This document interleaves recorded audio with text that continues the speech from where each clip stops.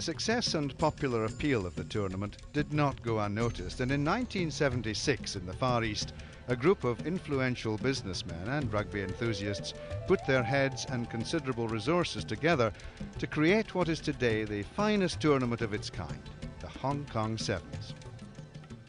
Initially the idea was for a 15-a-side tournament, but at the end of the day, because of the logistics of bringing in so many people and how long it would take to organise an international tournament, the decision was to go with 7-a-side.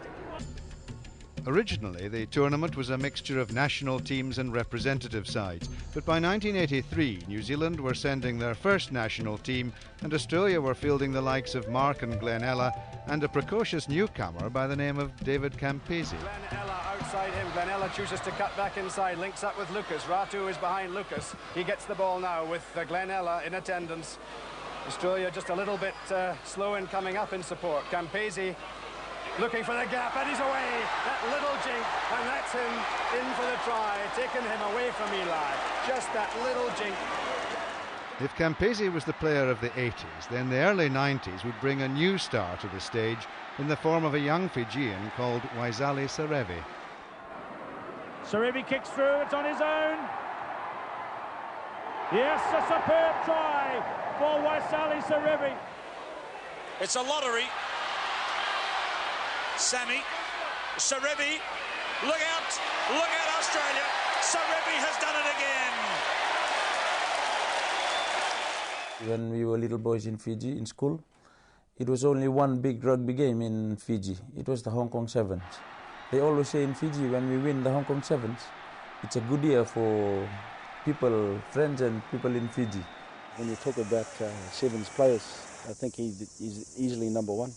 You know, in my books he is.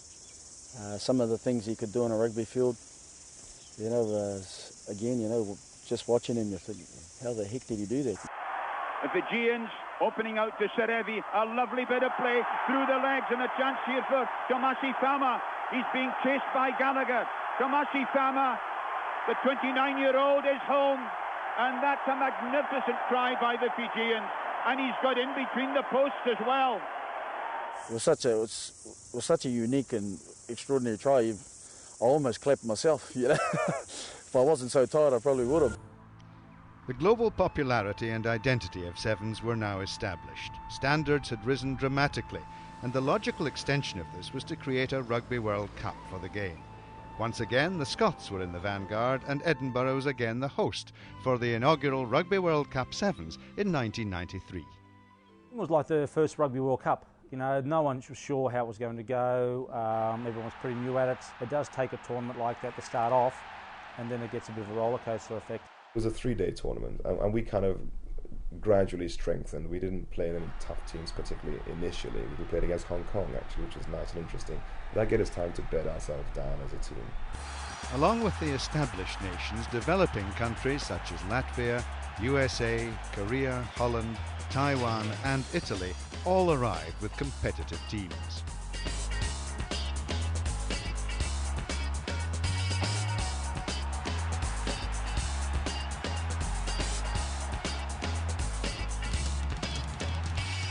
The star of the show, though, wouldn't come from the fancied Fiji, Australia or New Zealand, but from England, an unstoppable flyer called Andrew Harriman. He would lead his team to the final to face the Australians, with master craftsmen such as David Campese and Michael Lynagh in their ranks. This was a repeat of the 15-a-side World Cup final at Twickenham 2 years previously. We had a very good team talk before we went out, basically saying they had the Campeses of this world, they had all the superstars, and this was our chance to really solidify ourselves in the pantheon of rugby history. And so the boys went out very fired up, and you could see in the way that we started the game. Australia kicked off, pinned us to one corner, but we were able, through Sheesby and Rodbell, to extricate ourselves, get the ball to Nick Beale, who slipped one of their would-be tacklers, and put a lovely wide pass out to Adebayo in the centre. I then screamed across quite deep and found the left corner in my 22. Out to Harriman. Will he just try and take Campese? Yes, he will. And he's done it. Constable coming across to try and get him, but Harriman's got the legs on everybody. What a start for England. A try under the post by their captain. I had it cradled in my arms and just Campese 10 yards in front of me with 10 yards to the side touchline. I was able to feint inside and stand him up and go for the outside curve, and 80 yards later it was a very good start indeed for us. Harriman looked at Campo and thought, well, come on, Campo, let's see if you can catch me. And guess what? He can't. I think I was marking a guy called Harriman, who was very, very quick, and they didn't play him in some of the games. And I tell you, he was very, very quick. Did very well to bring him down. Beale has Campese, the knock forward, and she's me. Constable will get in, but he's got support, and Garalio goes in. England's second try. They kept the pressure on, and Australia made the mistake. You know, we were a very unfancy team. England had not really taken sevens that seriously up to that point, and we were kind of thrown together, not really given much of a hope. We had a shot at the title and we took it.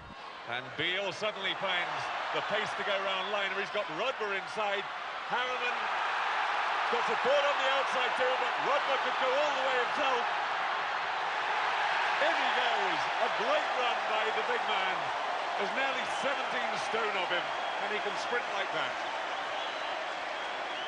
Well, we scored 3 very quick tries and suddenly thought, well, life's easy. Well, life, of course, is never easy. And they came back very, very strong. They were a great side. And Campese takes the opportunity. The goose step, and he's gone. Well, England hesitating for a moment, waiting for the penalty. And Campese was given that little bit of room he wanted. I think for another minute we would have beaten them, but that's how it goes, that the Poms won the first Sevens World Cup. That's it! England, who won the first World Tournament here in 1973, have done it again. You know, the funny thing is that probably not enough adjectives to describe everything that one felt in that. I mean, it was just an incredibly unique occasion. The final whistle was the beginning of a wonderful mixture of emotions. There was pride, there was shock, there was relief, exhaustion, but above all, there was pride in what we'd achieved, and it became bigger and bigger as we had time to think about it.